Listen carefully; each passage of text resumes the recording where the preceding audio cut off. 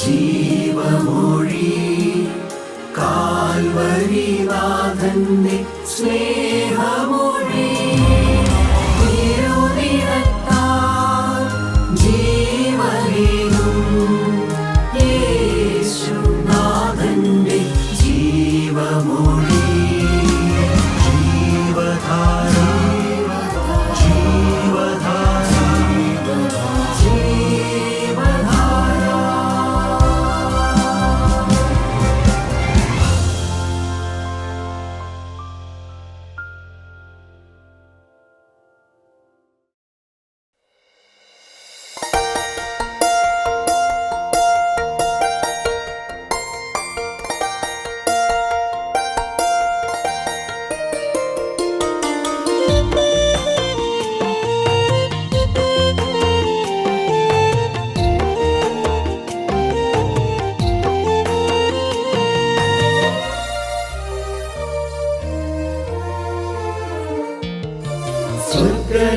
സ്വർഗരാജനിരൂപണമെൻ ഹൃദയവാഞ്ചയാ ദൈവദൂതർ കൂട്ടത്തിൽ എൻ സ്നേഹിതരെ കാണാം.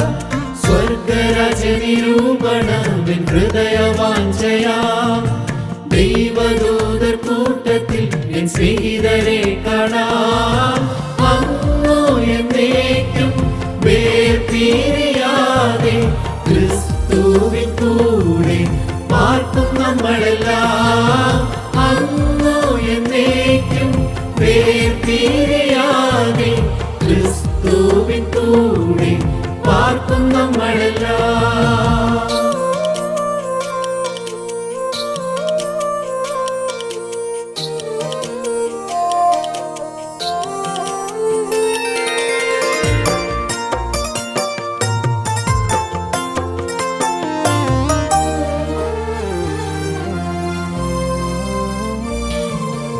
രക്ഷിതാവു രാജാവായി ദിക്കിൽ വാഴുന്നു.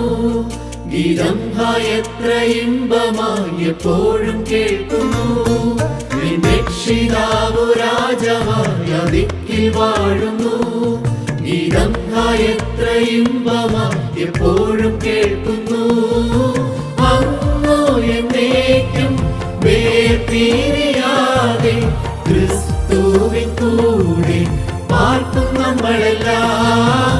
അങ്ങോ എന്നേക്കും വേർപിരിയാതെ ക്രിസ്തുവിൻ കൂടെ പാർക്കും നമ്മളെല്ലാം.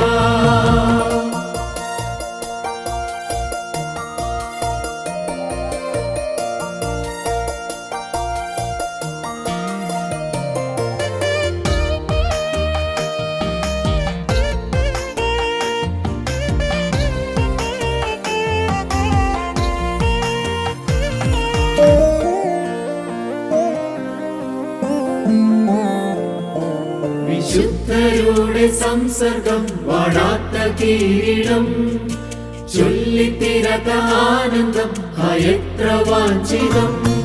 വിശുദ്ധരുടെ സംസർഗം വാടാത്ത കിരീടം ചൊല്ലിത്തീരാത്ത ആനന്ദം എത്ര വാഞ്ചിതം. അങ്ങോ എന്നേക്കും വേർപിരിയാതെ ക്രിസ്തുവിൻ കൂടെ പാർക്കും നമ്മളെല്ലാം. അങ്ങോ എന്നേക്കും വേർപിരിയാതെ ക്രിസ്തുവിൻ കൂടെ പാർക്കും നമ്മളെല്ലാം.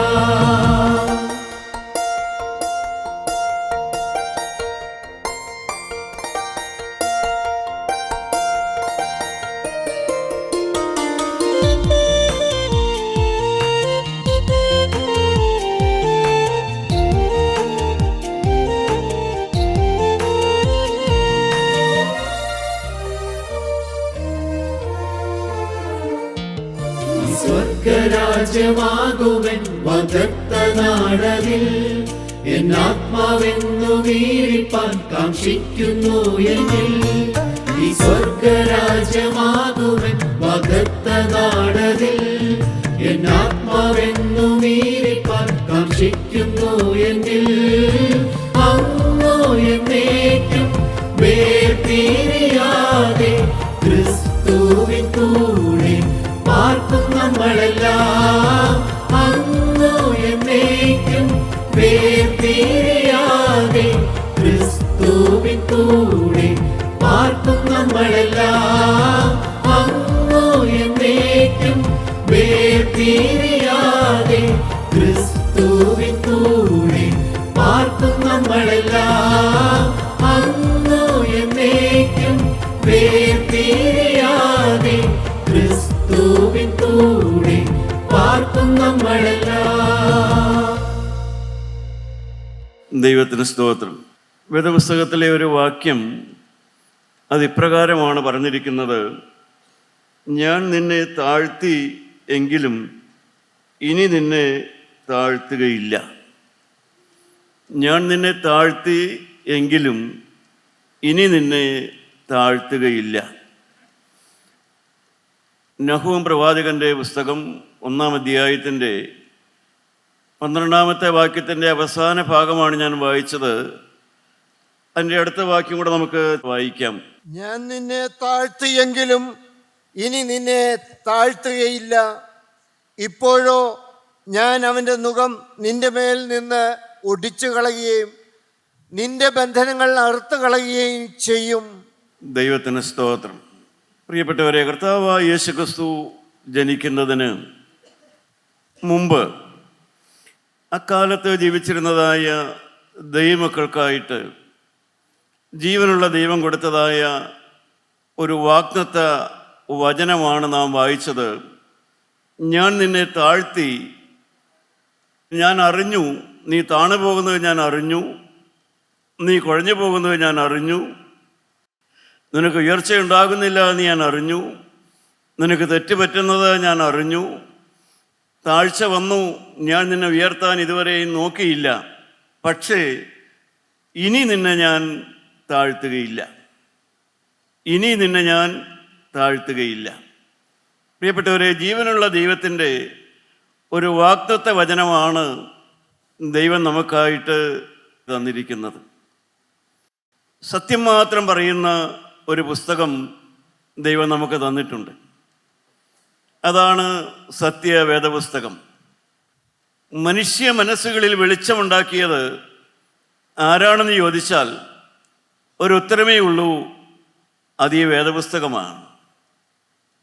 മാനവ ചരിത്രം അറിയാവുന്നവർക്കറിയാം, വേദപുസ്തകമാണ് ലോകത്തിൽ മനുഷ്യൻ്റെ ആത്മാവിൽ വെളിച്ചമുണ്ടാക്കിയ ആ ദൈവത്തിൻ്റെ അരുളപ്പാടിൻ്റെ പുസ്തകം.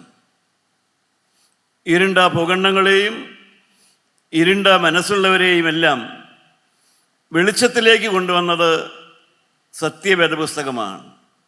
കർത്താവായ യേശുക്രിസ്തു ഞാൻ ലോകത്തിൻ്റെ വെളിച്ചമാണെന്ന് പറഞ്ഞ് ലോകത്തിലേക്ക് വന്നു. അത് വലിയൊരു വെളിച്ചത്തിൻ്റെ വിപ്ലവമായിരുന്നു. അനേക മനസ്സുകളിൽ വെളിച്ചം വന്നതായ അനുഭവമാണ് സുവിശേഷമെന്ന് നാം പറയുന്നതും പാടുന്നതും കേൾക്കുന്നതുമല്ല.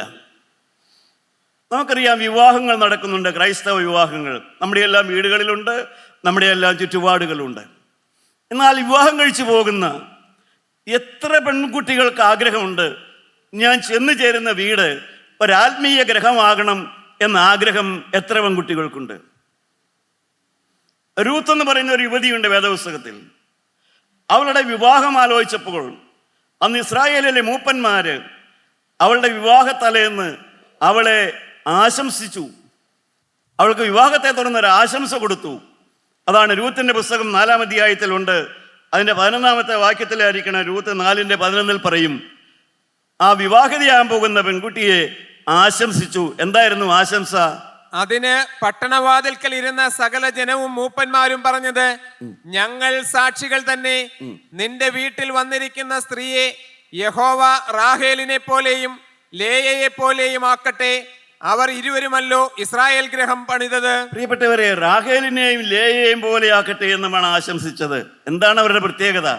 ലേയും റാഹേലും ഇസ്രായേൽ ഗ്രഹം പണിതു. അവരൊരു തലമുറയെ ഉണ്ടാക്കിയെടുത്തു എന്ന് പറഞ്ഞാൽ ഒരാത്മീയ ഗ്രഹം പണിതു. ആത്മീയ മക്കൾ ഉണ്ടാകാനുള്ള ആഗ്രഹം ഉണ്ടാകണം. ഞാൻ ചെന്നു ചേരുന്ന വീട് ഒരാത്മീയ ഗ്രഹമായി മാറണം. അവിടെ വീണ്ടും ജനിച്ച മക്കളുണ്ടാകണം. നിനക്ക് ജനിച്ചുണ്ടാകുന്ന കുഞ്ഞ് മാത്രമല്ല നിന്റെ കുഞ്ഞെന്ന് പറയുന്നത്, നീ ചെല്ലു ചേർന്ന വീട്ടിൽ അവിടെ നിന്റെ വിശ്വാസത്തോട് കർത്താവിനോട് ചേർന്ന് നിന്നുകൊണ്ട് ആ വീട്ടിലുള്ള മാതാപിതാക്കന്മാര്, സഹോദര സഹോദരിമാര്, അവിടുത്തെ പ്രിയപ്പെട്ടവരെല്ലാവരും ആത്മീയ മക്കളായി തീരുന്നു. പ്രിയപ്പെട്ടവരെ, വിവാഹങ്ങളുണ്ട്, പക്ഷേ ആരും ദാഹത്തോടെ പോകുന്നില്ല. ചെറുപ്പക്കാർ വീട് പണിയുന്നുണ്ട്, വീട് പണി നടക്കുന്നുണ്ട്, സമയമാകുമ്പോൾ വീട് പണിയുന്നുണ്ട്. പക്ഷേ ഞാൻ പണിയുന്ന വീട് ഒരു നീതിമാന്റെ കൂടാരമാകണമെന്ന് ആഗ്രഹമില്ല, അതൊരു നല്ല വീടാകണമെന്ന് ആഗ്രഹമുണ്ട്. അവിടെ അച്ഛൻ വന്ന് പരവുദാശ നടത്തണം, വെഞ്ചരിപ്പ് നടത്തണമെന്ന് ആഗ്രഹമുണ്ട്. പക്ഷേ ഞാൻ പണിയുന്ന വീട് ഒരു നീതിമാന്റെ കൂടാരമാകണം ആഗ്രഹമില്ല. 118 സങ്കീർത്തനത്തിൽ പറയും, 15 വാക്യത്തിൽ പറയും, നീതിമാന്റെ കൂടാരത്തിൽ ഉല്ലാസത്തിൻ്റെയും ജയത്തിൻ്റെയും ഘോഷമുണ്ട്. ഇന്നവിടെ പാപത്തിൻ്റെ മേൽ ജയമുള്ള വീടല്ല, അവിടെ മദ്യവും കോലാഹലവും എല്ലാമാണ്. അവിടെ ഉല്ലാസവുമില്ല, ജയവുമില്ല. വെറും മരവിച്ച കുറേ മനുഷ്യരും മുഖമായ ഒരു വീടും മാത്രം. വീട് പണിയുന്നു, പക്ഷേ പണിയുമ്പോൾ ആഗ്രഹമില്ല അതൊരു നീതിമാന്റെ കൂടാരമാകണമെന്ന് ആഗ്രഹമില്ല. പ്രിയപ്പെട്ടവരെ, വിവാഹങ്ങൾ നടക്കുന്നു, ഞങ്ങൾക്ക് രണ്ടുപേർക്കും സ്വർഗത്തിലെത്തണമെന്ന് ആഗ്രഹമുള്ള എത്ര ദമ്പതിമാരുണ്ട്?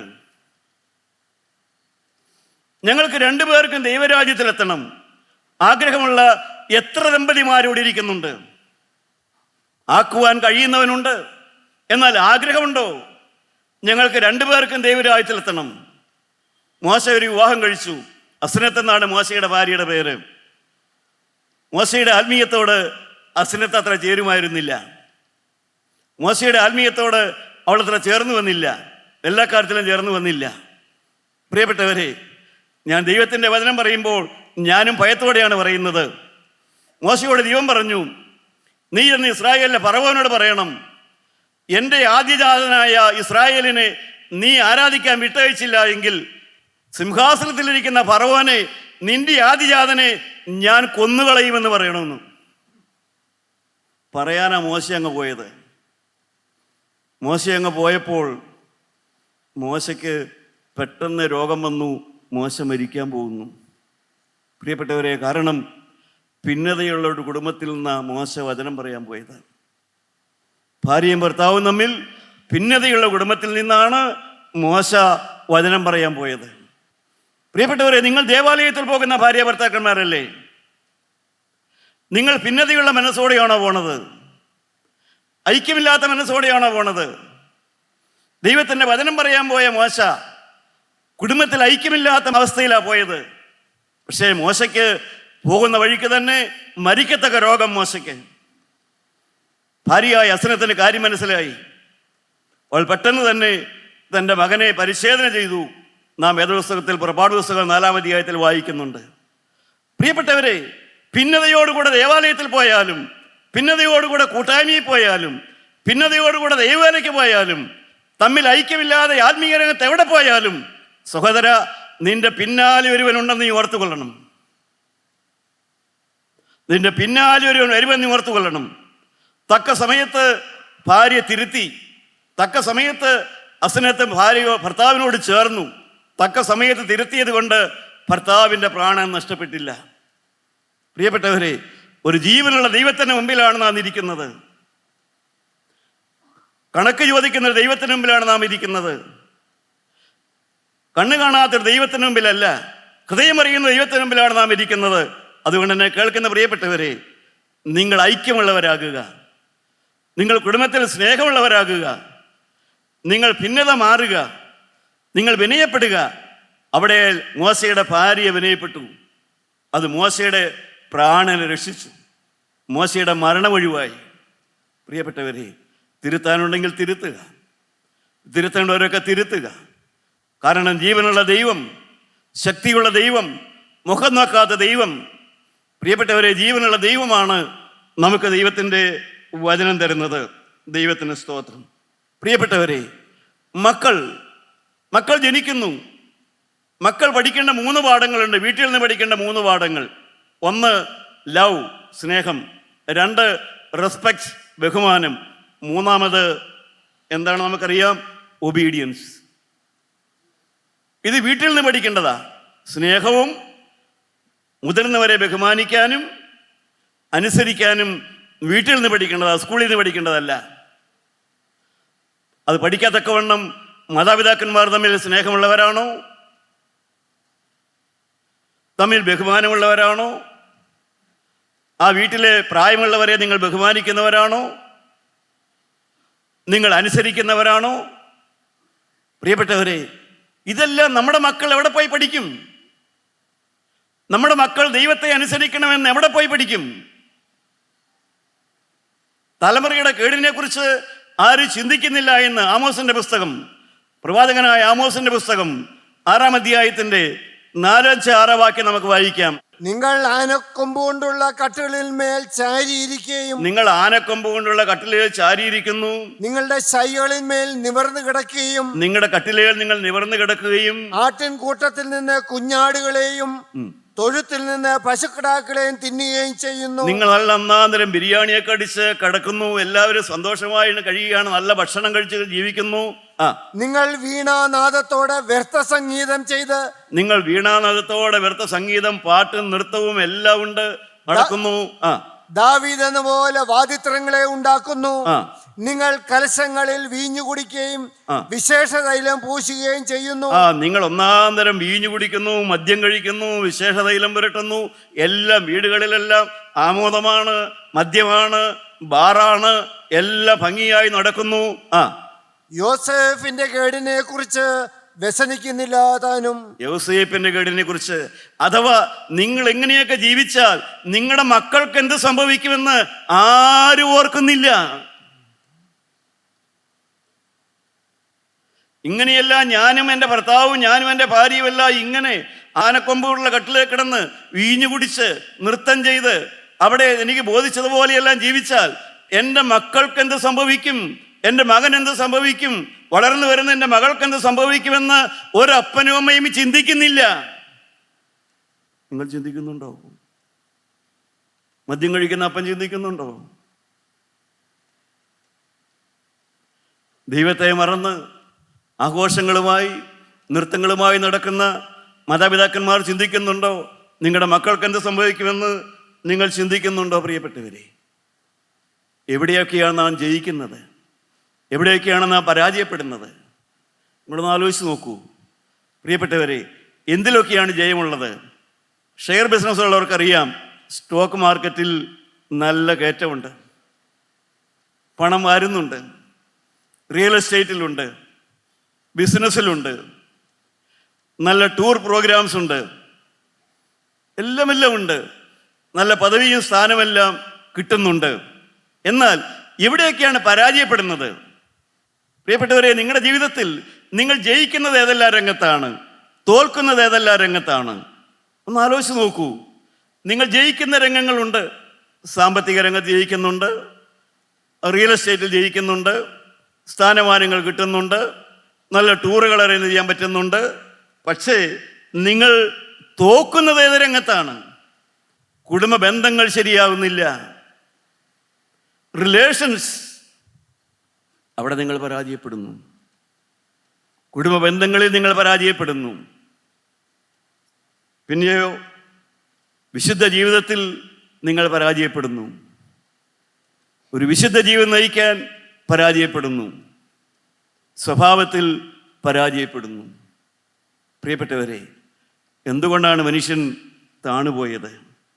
ഞാൻ നിന്നെ താഴ്ത്തിയെങ്കിലും ഇനി നിന്നെ താഴ്ത്തുകയില്ല. സ്വഭാവത്തിൽ താണുപോകുന്നു, വിശുദ്ധിയിൽ താണുപോകുന്നു, താഴ്ത്തേക്കുള്ള പോക്ക് അടയ്ക്കാൻ പറ്റുന്നില്ല. അതിൻ്റെ കാരണം എന്താണെന്നറിയാവോ? 2 കൊരിന്ത്യർ 2-ാം അധ്യായം 11-ാമത്തെ വാക്യം, കൊരിന്ത്യർക്ക് എഴുതിയ 2-ാമത്തെ ലേഖനം 2-ാം അധ്യായം 11-ാമത്തെ വാക്യം വായിച്ചു നോക്കാം.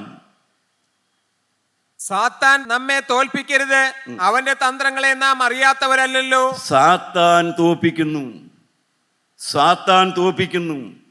ഏതിലാണ് സാത്താൻ തോൽപ്പിക്കുന്നത്? ക്ഷമിക്കാൻ പറ്റുന്നില്ല. ക്ഷമിക്കാത്ത ഹൃദയവുമായി, മറക്കാത്ത മനസ്സുമായി, മുറിവേറ്റ മനസ്സുമായി കുടുംബങ്ങൾ കഴിയുന്നു. ആത്മീയ രംഗത്ത് നിൽക്കുന്നു, ക്ഷമിക്കാത്ത മനസ്സുമായി നടക്കുന്നു, പൊറുക്കാത്ത ഹൃദയവുമായി നടക്കുന്നു. അതിനാണ് അപ്പോസ്തലനായ പൗലോസ് പറഞ്ഞത്, സാത്താൻ അനേകരെ തോൽപ്പിച്ചിരിക്കുന്നു. ഇന്ന് ക്രൈസ്തവർ അനേകർ തോറ്റവരാണ്. അവർ തോറ്റുപോയ വിഷയം അവർക്ക് ക്ഷമിക്കാൻ പറ്റുന്നില്ല, അവർക്ക് പൊറുക്കാൻ പറ്റുന്നില്ല, അവർക്ക് മറക്കാൻ പറ്റുന്നില്ല. അവരുടെ ഹൃദയത്തിൽ ആരോട് ക്ഷമിക്കാൻ അവർക്ക് സാധിക്കുന്നില്ല. പ്രിയപ്പെട്ടവരെ, ഈ രംഗത്തെല്ലാമാണ് മനുഷ്യൻ തോറ്റു തുന്നം പാടി കിടക്കുന്നത്. അതിൻ്റെ കാരണം സാത്താൻ തോൽപ്പിക്കുന്നു, സാത്താൻ മനുഷ്യനെ പരാജയപ്പെടുത്തുന്നു. ദൈവത്തിന് സ്തോത്രം. ദൈവമക്കളെ, ഇതെല്ലാം കൊണ്ടാണ് മനുഷ്യൻ താണു പോകുന്നു. ഒരു ക്ഷമിക്കാത്ത ഹൃദയം നിങ്ങൾക്കുണ്ടോ പ്രിയപ്പെട്ടവരെ? നിങ്ങളുടെ ഹൃദയം എല്ലാവരോടും ക്ഷമിച്ച ഹൃദയമാണോ? ആരോടും കയ്പില്ലാത്തൊരു ഹൃദയമാണോ? ആരോടും നീരസമില്ലാത്തൊരു ഹൃദയമാണോ? ആരോടും പകവച്ചുകൊണ്ടിരിക്കാത്തൊരു ഹൃദയമാണോ? സ്വന്തം ഭർത്താവിനോടോ ഭാര്യയോടോ, ഭാര്യ വീട്ടുകാരോടോ, ഭർത്തൃഗൃഹത്തിലുള്ളവരോടോ, സഹോദരങ്ങളോടോ? പ്രിയപ്പെട്ടവരെ, ഒരു ക്ഷമിക്കാത്ത ഹൃദയം നിങ്ങൾക്കുണ്ടോ? അതൊരു വലിയ പരാജയമാണ്. ക്ഷമിക്കാത്ത ഹൃദയം. ദൈവത്തിന് സ്തോത്രം. അതുകൊണ്ടെല്ലാമാണ് ദൈവരാജ്യം നഷ്ടപ്പെടുന്നത്. മത്തായി 18 അവസാനത്തെ വാക്യം വായിച്ചു നോക്കൂ. നിങ്ങൾ ഓരോരുത്തൻ സഹോദരനോട് ഹൃദയപൂർവ്വം ക്ഷമിക്കാഞ്ഞാൽ സ്വർഗസ്ഥനായ എൻ്റെ പിതാവ് അങ്ങനെ തന്നെ നിങ്ങളോടും ചെയ്യും. പ്രിയപ്പെട്ടവരെ, നിങ്ങൾ ക്ഷമിക്കാഞ്ഞാൽ സ്വർഗസ്ഥനായ പിതാവ് നിങ്ങളോട് ക്ഷമിക്കയില്ല. ദൈവരാജ്യം നിങ്ങൾക്ക് നഷ്ടപ്പെടും. നിങ്ങളുടെ ബന്ധനം അഴിയണമെങ്കിൽ, നിങ്ങളുടെ നുകം അത് നിന്റെ മേൽ നിന്ന് മാറണമെങ്കിൽ ആദ്യം നീ ക്ഷമിക്കുന്നവനാകണം. നീ ക്ഷമിക്കണം. സഹോദരനോട് ക്ഷമിക്കാഞ്ഞാൽ നിത്യനായ ദൈവം നിന്നോട് ക്ഷമിക്കുകയില്ല. ദൈവത്തിന് സ്തോത്രം. എന്തുകൊണ്ടാണ് പ്രിയപ്പെട്ടവരെ താണു പോകുന്നതിൻ്റെ കാരണം? മനുഷ്യനെന്ന് പരാജയത്തിൻ്റെ കാരണമുണ്ട്. അതുകൊണ്ടാണ് കുടുംബങ്ങളിൽ ഉയർച്ചയുണ്ടാകാത്തത്. അതുകൊണ്ടാണ് കുടുംബങ്ങൾ അഭിവൃദ്ധിയിലേക്ക് വരാത്തത്. അതുകൊണ്ടാണ് കുടുംബങ്ങളിൽ സന്തോഷവും അഭിവൃദ്ധിയും വരാത്തത്. അതുകൊണ്ടാണ് പിണക്കം നിലനിൽക്കുന്നത്. അതുകൊണ്ടാണ് ബുദ്ധിയില്ലാത്ത കുഞ്ഞുങ്ങൾ ജനിക്കുന്നു. എന്തെല്ലാം. ഞാൻ എൻ്റെ ചെറുപ്പകാലത്ത് കണ്ട ഒരു ദൃഷ്ടാന്തമുണ്ട്. എൻ്റെ വീടിനടുത്ത് ഒരു ക്രിസ്ത്യാനി, ഞങ്ങളൊക്കെ ക്രിസ്ത്യാനികളായിരുന്നു വീട്ടിലുള്ളവരൊക്കെ. ഒരപ്പൻ തൻ്റെ ഭാര്യയെ ഒരു തൊഴിച്ചു കൊന്നു. ഒരു തൊഴി കൊടുത്തു. ഭാര്യ ഉരുണ്ട് വീട് മരിച്ചുപോയി. പക്ഷേ ആ കാലത്ത് അപ്പനൊരു മകനൊക്കെ ഉണ്ടായിരുന്നു. ആ മകൻ വിവാഹം കഴിച്ചു. ആ മകന് കുഞ്ഞുണ്ടായപ്പോൾ ആ മകൻ്റെ കാല് ഇങ്ങനെ വളഞ്ഞിരുന്നു. മകൻ്റെ കാലിങ്ങനെ വളഞ്ഞിരുന്നു. അപ്പൻ കാലുകൊണ്ട് ഭാര്യയെ, അമ്മയെ തൊഴിച്ചു. ആ അപ്പനൊരു മകനുണ്ടായപ്പോൾ സ്വാഭാവികമെന്ന് വിചാരിച്ചുള്ളൂ. എല്ലാവരും വിചാരിച്ചു സ്വാഭാവികം. എത്രയോ വീട്ടിൽ അങ്ങനെ ജനിക്കുന്നു, എത്രയോ വീട്ടിലങ്ങനെ കുഞ്ഞുങ്ങൾ ജനിക്കുന്നു. നമ്മുടെ എല്ലാം വീടുകൾ ജനിക്കാവുന്നതാ. അത് പ്രിയപ്പെട്ടവരെ ഒരു മഹാപാപമാണെന്നൊന്നും പറയാൻ പറ്റുകയില്ല, നമുക്കറിയാനേ പറ്റില്ല. പക്ഷേ ആ വീട്ടിൽ ആ കുഞ്ഞ് ജനിച്ചതിന് ശേഷം ഒരു കോഴിയെ അടയിരുത്തി കോഴിക്കുഞ്ഞ് പിറന്നു. ഏതാണ്ട് 8-10 കോഴിക്കുഞ്ഞുണ്ടായിരുന്നു. ആ 10 കോഴിയുടെയും കോഴിക്കുഞ്ഞിൻ്റെയും കാലിങ്ങനെ വളഞ്ഞിരുന്നു. 10 കോഴിക്കുഞ്ഞിൻ്റെ കാല് വളഞ്ഞിരുന്നു. അപ്പോൾ നാട്ടുകാർ പറഞ്ഞു, അപ്പൻ അമ്മയെ തൊഴിച്ചു കൊന്നു. അവിടെ ഒരു കാല് വളഞ്ഞ കുഞ്ഞുണ്ടായി, അവിടെ 10 കാല് വളഞ്ഞ കോഴിക്കുഞ്ഞുണ്ടായി.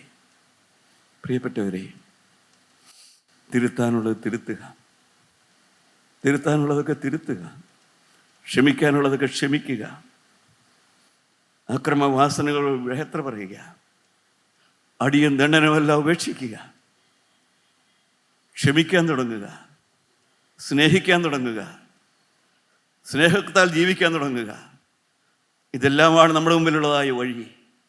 ഇതിന് നമ്മളെ സഹായിക്കാൻ വേണ്ടിയാണ് പരിശുദ്ധാത്മാവ് ഈ ശുശ്രൂഷ നടത്തിത്തരുന്നത്.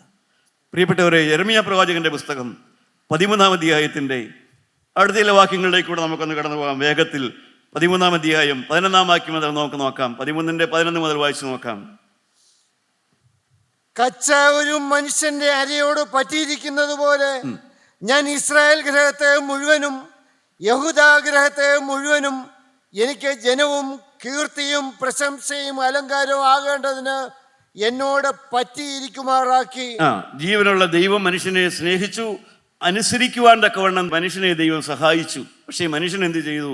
അവർക്കോ അനുസരിപ്പാൻ മനസ്സായില്ല. ദൈവത്തെ അനുസരിക്കാനുള്ള മനസ്സ് വരുന്നില്ല. തൽഫലമായിട്ട് എന്തുണ്ടായി? അതുകൊണ്ട് നീ അവരോട് പറയേണ്ടത്, എല്ലാ തുരുത്തിയിലും വീഞ്ഞു നിറയും എന്ന് ഇസ്രായേലിലെ ദൈവമായ യഹോവ അരുളിച്ചെയ്യുന്നു. പ്രിയപ്പെട്ടവരെ, ദൈവത്തോടകന്നാൽ, വേദപുസ്തകത്തോടകന്നാൽ നീ മദ്യപാനത്തോടടുക്കും, നീ പരസംഗമോഹിയായി തീരും. വേദപുസ്തകത്തോടകന്നാൽ, ദൈവത്തെ അനുസരിക്കാതെ പോയാൽ മദ്യപാനം നിന്നെ പൂടും. മദ്യപാനം കഴിയുമ്പോൾ നിനക്ക് പരസംഗമോഹം ഉണ്ടാകും. നീ ദൈവത്തെ അനുസരിക്കുന്നില്ല. എല്ലാ പാത്രത്തിലും വീഞ്ഞ് നിറയും. അടുത്ത വാക്യം, എല്ലാ തുരുത്തിയിലും വീഞ്ഞു നിറയുമെന്ന് ഞങ്ങൾ അറിയുന്നില്ലയോ എന്ന് അവർ നിന്നോട് ചോദിക്കും. അതിന് നീ അവരോട് പറയേണ്ടത്, യഹോവ ഇപ്രകാരം അരുളിച്ചെയ്യുന്നു, ഈ ദേശത്തിലെ സർവ്വനിവാസികളെയും ദാവീദിന്റെ സിംഹാസനത്തിൽ ഇരിക്കുന്ന രാജാക്കന്മാരെയും പുരോഹിതന്മാരെയും പ്രവാചകന്മാരെയും യെരുശലേമിലെ സർവ്വനിവാസികളെയും ഞാൻ ലഹരി കൊണ്ട് നിറയ്ക്കും. ലഹരി കൊണ്ട് നിറയ്ക്കും. അതിന് വ്യത്യാസമില്ല. പുരോഹിതനും പ്രവാചകനും എല്ലാ ആത്മീയരും, പ്രിയപ്പെട്ടവരെ, എല്ലാവരും എന്തുകൊണ്ടാണ് നിറയണത്? ആത്മാവിലല്ല നിറയുന്നത്. എന്തുകൊണ്ടാണ് നിറയണത്? ആത്മാവി കൊണ്ട് നിറയുകയല്ല ചെയ്യുന്നത്, സ്നേഹം കൊണ്ട് നിറയുകയല്ല ചെയ്യുന്നത്. ദൈവത്തിൻ്റെ വേലക്കാര് എല്ലാവരും ഉൾപ്പെടെ, നാം ആത്മീയരെന്ന് കരുതുന്നവർ ഉൾപ്പെടെ, ദൈവത്തിൻ്റെ വചനം പറയുന്നു എല്ലാം ലഹരി കൊണ്ട് നിറയും. എന്താണ് കാരണം? ദൈവത്തോടകന്നു, വേദപുസ്തകത്തോടകന്നു. പ്രിയപ്പെട്ടവരെ, നിങ്ങൾ വേദപുസ്തക പ്രകാരം ജീവിക്കാൻ ആഗ്രഹിക്കുന്നുണ്ടോ? പ്രിയപ്പെട്ടവരെ, ഉറപ്പിച്ച 2 പാളമുണ്ടെങ്കിലേ ഒരു തീവണ്ടി ഓടുകയുള്ളൂ. നമുക്കറിയാമല്ലോ, ഉറപ്പിച്ച 2 പാളമുണ്ടെങ്കിലേ ഒരു തീവണ്ടി ഓടുകയുള്ളൂ, അല്ലെങ്കിൽ തീവണ്ടി ഓടില്ല. പ്രിയപ്പെട്ടവരെ, ഈ ജീവനുള്ള ദൈവത്തിൻ്റെ ഈ വചനത്തിൽ അടിസ്ഥാനപ്പെട്ടതായ ഒരു ജീവിതം, ആ വചനത്തിലുള്ളതായ ഉറപ്പുള്ളതായ ഒരു ജീവിതം ഉണ്ടെങ്കിൽ മാത്രമേ ഒരു സമാധാന ജീവിതം, ഒരു മദ്യമില്ലാത്ത ജീവിതം, ഒരു പരസംഗമോഹമില്ലാത്ത ജീവിതം, ഉള്ളതിൽ തൃപ്തിപ്പെട്ടുള്ളതായ ജീവിതം, ഒരു സഹതാപമുള്ള ജീവിതം, സ്വന്തം ഭാര്യയുടെ കുറവ് അത് അംഗീകരിക്കുന്ന ജീവിതം, ഭർത്താവിൻ്റെ കഴിവുകേട് അംഗീകരിക്കുന്ന ജീവിതം നിങ്ങൾക്ക് വേണമെങ്കിൽ ഉറപ്പുള്ള പാളത്തിലെ തീവണ്ടി ഓടുകയുള്ളൂ. ഈ വചനത്തിൽ അടിസ്ഥാനമിട്ടതായ ഒരു ക്രൈസ്തവന് മാത്രമേ ഒരു സമാധാന ജീവിതം സാധിക്കുകയുള്ളൂ. ക്രിസ്തുവിൽ അടിസ്ഥാനം വേണം. ഒരു സംഘടനയിൽ അടിസ്ഥാനപ്പെട്ടിട്ട് കാര്യമില്ല. മനുഷ്യ ദൈവങ്ങളെ ആരാധിച്ചാൽ കാര്യമില്ല.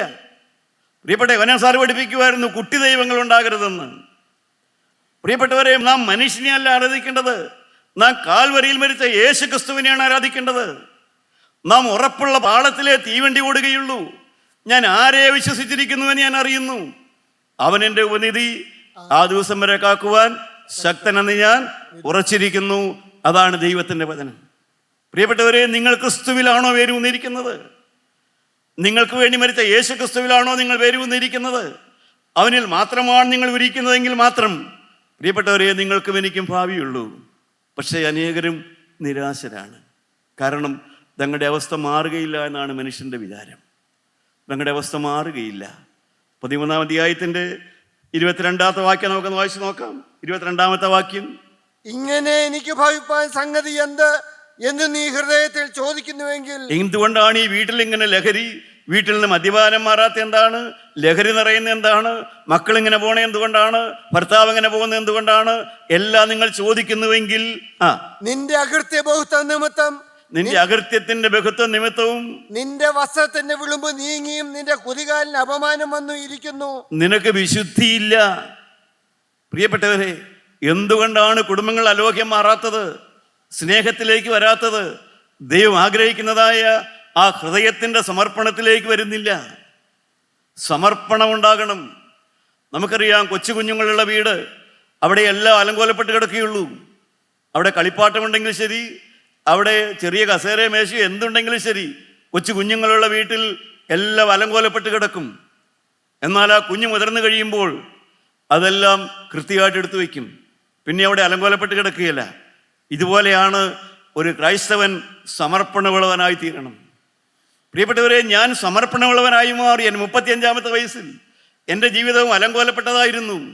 സിനിമയിലെ റൊമാൻസ് കണ്ട് ഞാൻ ചിരിക്കുമായിരുന്നു. സിനിമയിലെ ഹാസ്യ നടന്മാരെ കണ്ട് ഞാനും പൊട്ടിച്ചിരിച്ചിട്ടുണ്ട്. പക്ഷേ മദ്യവും സിനിമയും തന്ന ആ ലഹരിയിലുള്ള ആ ചിരിയും സന്തോഷവുമല്ലാതെ ഹൃദയപൂർവ്വം ഭാര്യയെ സ്നേഹിക്കുവാനോ, ഞാൻ ജനിച്ചു വളർന്ന വീട്ടിൽ എൻ്റെ അപ്പനും അമ്മയും ഉണ്ടായിരുന്നു. പ്രിയപ്പെട്ടവരെ, അവിടെ സമാധാനത്തിൻ്റെ കണികയുണ്ടായിരുന്നില്ല. ഞങ്ങൾ ക്രൈസ്തവരായിരുന്നു. ഞങ്ങൾ ദേവാലയത്തോട് ബന്ധപ്പെട്ടവരായിരുന്നു. സിനിമ കണ്ടാൽ ചിരിക്കും, ഹാസ്യ നടന്മാരെ കണ്ടാൽ ചിരിക്കും. അല്ലാതെ ഒരു ചിരിയും ഒരു സന്തോഷവും എൻ്റെ വീട്ടിലുണ്ടായിരുന്നില്ല. അപ്പനും അമ്മയും ഞാനും എൻ്റെ സഹോദരനും വളർന്നു വന്ന കാലത്ത് അതൊന്നും ഉണ്ടായിരുന്നില്ല. എന്നാൽ എൻ്റെ 35-ാമത്തെ വയസ്സിൽ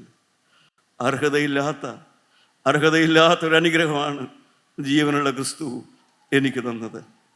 ജീവനുള്ള ക്രിസ്തു എനിക്ക് തന്നത് അർഹതയില്ലാത്ത ഒരു വലിയ അനുഗ്രഹമാണ് പ്രിയപ്പെട്ടവരെ. അതാണ് എൻ്റെ മാനസാന്തരം. അങ്ങനെയാണ് ഞാനൊരു മാന്യനാകാൻ തുടങ്ങിയത്. ഞാൻ ഈ എറണാകുളത്ത് എം ജെ റോഡിൽ ആ ഷേണായി തിയേറ്ററിൻ്റെ മുമ്പിലൊക്കെ മദ്യപിച്ച് കിടന്നിട്ടുണ്ട്, ഛർദ്ദിച്ച് കിടന്നിട്ടുണ്ട് ഒരു കാലത്ത്.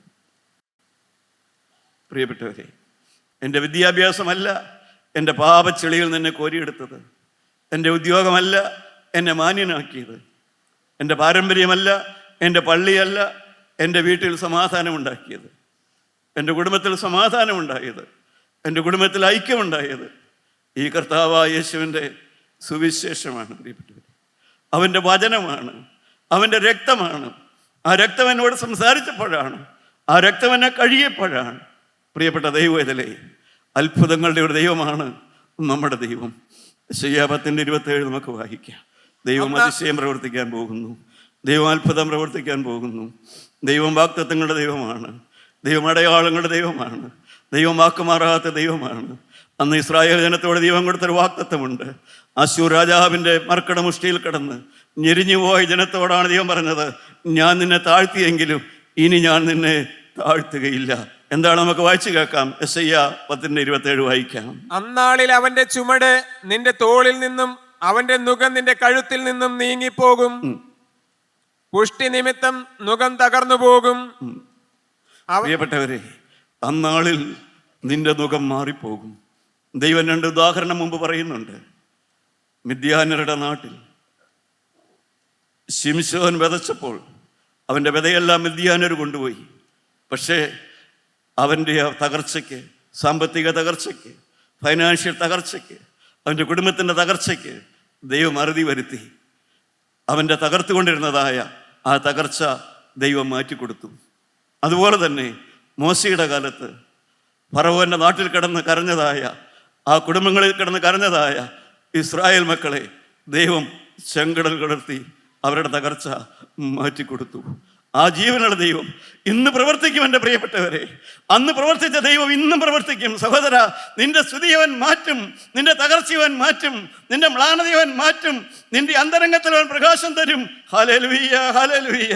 ജീവനുള്ള ദൈവം നിങ്ങളുടെ മധ്യത്തിലേക്ക് കടന്നു വന്നിരിക്കുന്ന പ്രിയപ്പെട്ടവരെ, വാഗ്ദത്തങ്ങളിൽ വിശ്വസ്തനായവനും വന്നിരിക്കുന്നു.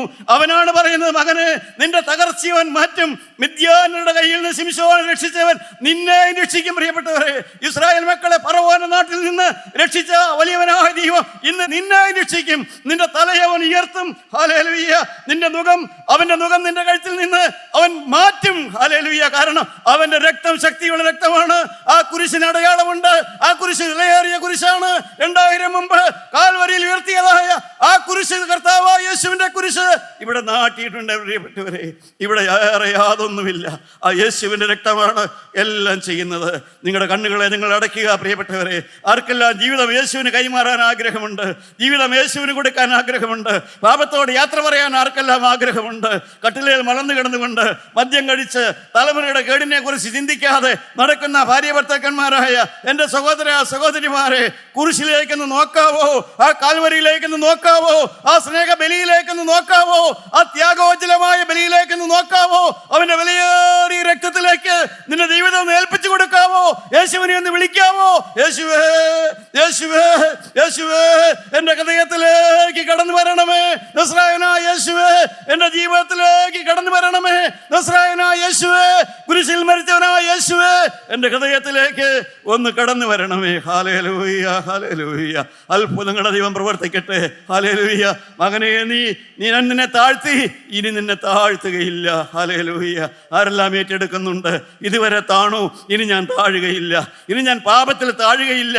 ഇനി ഞാൻ കൈപ്പ് വെച്ചുകൊണ്ടിരിക്കുകയില്ല. പ്രിയപ്പെട്ടവരെ, തീരുമാനമുള്ളവർക്ക് കരങ്ങളുയർത്തി വാഗ്ദത്തം ഏറ്റെടുക്കാം. താഴ്ത്തിയെങ്കിലും ഞാൻ ഇനി നിന്നെ താഴ്ത്തുകയില്ല. ഹല്ലേലൂയ. നിന്റെ മുഖം മാറിപ്പോകും, നിന്റെ മുഖം മാറിപ്പോകും. നിന്റെ ബന്ധനങ്ങൾ അവൻ അറുത്ത് കളയും. ഹല്ലേലൂയ. ഇന്ന് വരെ നീ താണുവെങ്കിൽ ഇനി നീ താഴുകയില്ല. സാത്താൻ നിന്നെ തോൽപ്പിക്കാൻ നീ സമ്മതിക്കരുത്. ക്ഷമിക്കുക, സ്നേഹിക്കുക, പൊറുക്കുക, ഐക്യത്തിലാകുക. സ്നേഹത്തിൽ ക്രിസ്തുവിന്റെ രക്തത്താൽ മുദ്രയിട്ട മക്കളായി ജീവിക്കുക.